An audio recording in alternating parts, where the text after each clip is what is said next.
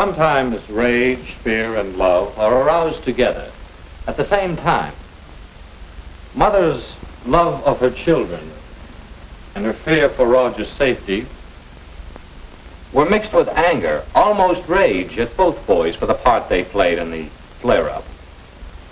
Of course, Jeffrey's family didn't realize that he had been exposed to one irritating situation after another, an accumulation of stimuli which brought about an abnormally strong response.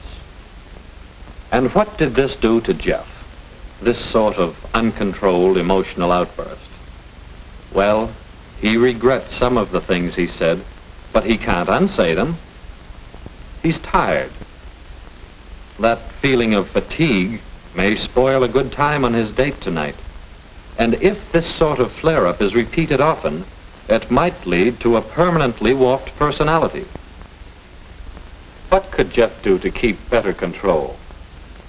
Well, we say he could, 1, eliminate the stimulus, 2, modify the stimulus, or 3, modify the response.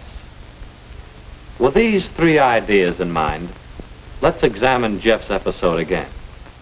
To control his emotions, Jeff eliminates the stimulus, the failure to impress his pals, by trying such fancy tricks only when he can do them successfully. But sometimes the trick fails. There are many times when you can't eliminate the stimulus. Try to modify the stimulus. Standing off and looking at himself, Jeff realizes that a slip like that won't really hurt his standing with the gang. Taking it all lightly as a good sport, Jeff impresses the gang a lot more than if he gets angry over such a little thing. It helps to recognize and understand the emotional patterns. Then it's easier to eliminate or modify the stimulus.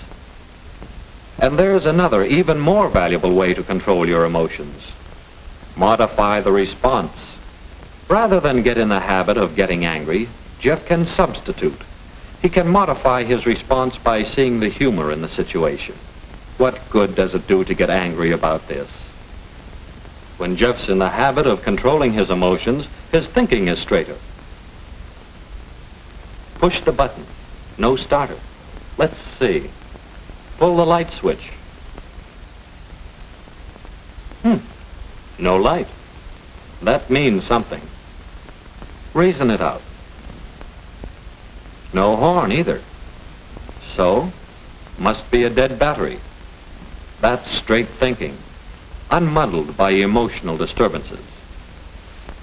And it's a simple thing to call the garage or someone for a push and a recharge. No need to fly off the handle and take it out on the things and the people around. When he tries to understand his emotions and those of people around him, Jeff has less trouble controlling himself, and he and those around him are happier.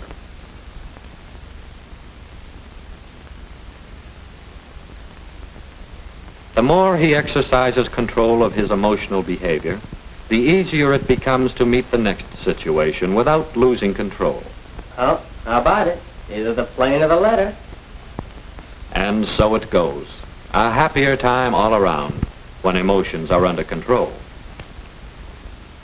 Hey, Raj, how about you help me get the car pushed out of the garage so we can get it started and fixed up for tonight?